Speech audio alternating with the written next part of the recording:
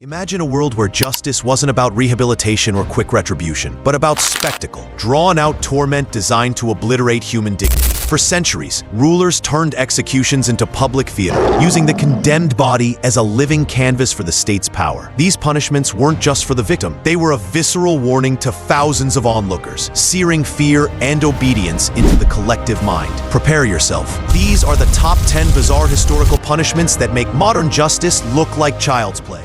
Number 10. We encounter the breaking wheel, often chillingly referred to as the Catherine wheel, stands as one of the most excruciating execution devices in European history. Popular in France and Germany from the Middle Ages through the early modern era, this instrument was designed for maximum agony rather than swiftness. The condemned was stretched out across a massive wooden wagon wheel, their limbs carefully aligned with the spokes. Beneath the wheel, sturdy blocks of wood were strategically positioned, allowing the executioner to shatter bones cleanly and deliberately with an iron hammer. Each calculated blow broke another limb, often beginning at the legs to prolong the victim's suffering for hours, sometimes even days. For certain criminals, a swift coup de grace ended the ordeal early, but for the most hated offenders, the process dragged on until death arrived through shock, blood loss, or dehydration. The mangled corpse would then be woven through the spokes and raised high on a pole, serving as a grotesque warning to onlookers. Infamous cases include the serial killer Peter Nyers, who endured 42 bone-splintering strikes, and Jean Calas, who resisted confession for 2 relentless hours on the wheel. Reserved for aggravated murderers and occasionally heretics, the breaking wheel was a calculated performance of state power, with the number of strikes often written directly into the court sentence. Not abolished in Germany until 1827, this barbaric method remains one of the most terrifying symbols of judicial cruelty in human history, a stark reminder of how far the concept of justice has evolved. At number 9, we confront peine forte et dure, a punishment not for a specific crime, but for the refusal to cooperate with the court itself. Translating to strong and hard punishment, this gruesome penalty awaited defendants who stood mute and refused to plead guilty or not guilty. The English legal system depended on a plea to proceed, and without it, justice ground to a halt. The state's solution was horrifying. The accused would be laid naked on the ground, covered only by a thin cloth, and subjected to gradually increasing weights of stone or iron placed on their chest. Bread and stagnant water were rationed sparingly, prolonging the agony over days. The goal wasn't necessarily execution, but coercion, a cruel method to force a plea. If the victim died without confessing, their estate could still pass to their heirs, making some choose this torture to protect family wealth. Famous examples include Giles Corey during the 1692 Salem witch trials, who defiantly demanded more weight until his final breath, and Catholic martyr St. Margaret Clitheroe, who was crushed in 1586 under 700 pangs of stone within 15 minutes. Though abolished in the late 18th century, peine forte et dure stands as a chilling reminder of how the law could twist physical torment into a procedural tool, turning the courtroom into a battleground where silence was paid for in crushed bones and fading breath. At number 8, rat torture emerges as one of history's most primal and unsettling punishments. Exploiting deep human fears, this method transformed ordinary rodents into instruments of slow, unimaginable suffering. One notorious technique involved placing a starved rat inside a bucket or cage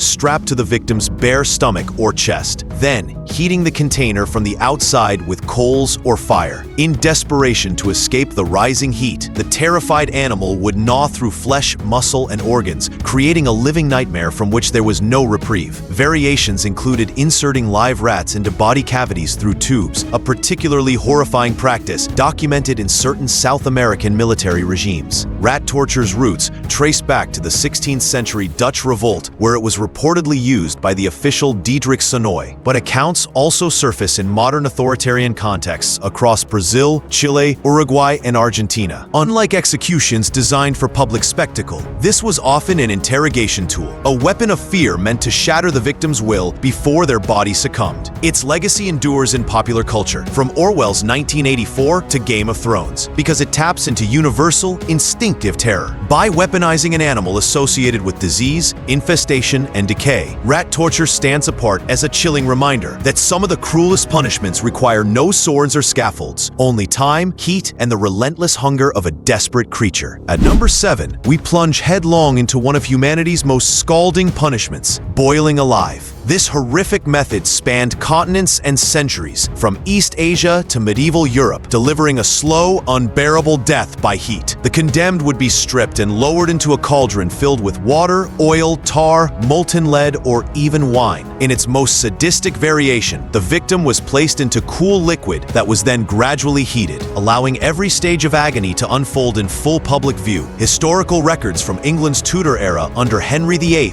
describe victims surviving up to 2 excruciating hours before succumbing to organ failure, shock, or burns that cooked flesh from bone. Officially introduced in 1531 as punishment for poisoning, a crime viewed as treacherous and cowardly, it was classified as petty treason, a betrayal of one's social superior. Richard Roos, a cook accused of lacing porridge with poison, was publicly boiled at Smithfield in 1532, while Margaret Davy met the same fate a decade later. The Holy Roman Empire reserved boiling for counterfeiters and grave criminals, while Japan inflicted it on notorious bandits like Ishikawa Goemon. In India, Sikh martyr Bhai Dayala endured boiling for refusing religious conversion. The visual horror of the method was its real weapon. Public spectators witnessed the slow destruction of a living body, a visceral warning against hidden crimes. Even in modern times, accusations of boiling alive surfaced in Uzbekistan and among ISIS commanders, proving that despite its medieval origins, the method retains its grisly allure for regimes seeking ultimate cruelty. At number 6, we're dragged beneath the waves, keel hauling's nautical nightmare. Born from the unforgiving life aboard 16th century Dutch naval vessels, this punishment was both a spectacle and a lesson in absolute obedience. The condemned sailor was tied to a rope passed under the ship's hull and cast overboard, only to be dragged beneath the vessel's keel from one side to the other, or in some cases, the entire length from bow to stern. The underside of these ships was coated with barnacles and razor-sharp marine growth, turning the keel into a deadly underwater rasp. Victims emerged shredded, half-drowned and gasping. If they survived at all, some perished from blood loss or broken bones. Others died when seawater filled their lungs mid-drag. While officially a disciplinary measure for severe offenses like desertion or mutiny, keel hauling's true power was psychological. Sailors knew the ocean itself could become their executioner. Historical mentions date back to the Byzantine Rhodian sea law around 700 CE, but the Dutch refined it into a theatrical punishment, often conducted before the entire crew. In 1652, Jan Blank was keel-hauled, flogged, and enslaved for merely 9 days of absence from the VOC. In 1673, Cornelis Evertson the Youngest ordered a keel hauling for murder at sea, cementing its place in naval lore. The term survives today as a metaphor for severe reprimand, but its origins lie in the raw terror of being dragged under a hulking warship in open water, a reminder that at sea, the line between survival and watery grave could be as thin as the rope around your waist. At number 5, we enter the arena. Damnatio ad bestias, Rome's blood-soaked spectacle. From the cramped decks of Dutch warships, we step into the roaring amphitheaters of ancient Rome, where damnatio ad bestias, condemnation to beasts, turned justice into savage entertainment. In this state-sanctioned blood sport, the condemned were thrust, often naked and defenseless, into arenas teeming with lions, leopards, bears, or even elephants, starved and enraged. These animals were driven to attack in front of tens of thousands of cheering spectators. Far from mere punishment, it was political theater, showcasing Rome's dominion over both man and nature. For the crowd, it was a thrilling spectacle. For the accused, it was a sentence to be mauled, trampled, or torn apart in the most public and humiliating manner possible. The victims ranged from dangerous criminals to political prisoners and, most famously, Christians who refused to renounce their faith. The bizarreness of this punishment lies in its fusion of execution with mass entertainment, where the suffering of the condemned was a civic celebration. Elaborate staging heightened the drama. Some executions reenacted mythological tales, dressing victims as characters destined for grisly ends. This punishment wasn't just about death, it was about making a statement. It reminded onlookers that the empire's power was absolute, that resistance was futile, and that defiance, whether against Roman law, gods, or rulers, would end in carnage. Over time, damnatio ad bestias became infamous as a tool of persecution, most notably against early Christians, turning martyrs into living symbols of defiance amid the sands of the Colosseum. Today, it endures as one of history's most iconic examples of cruelty, dressed in the guise of spectacle.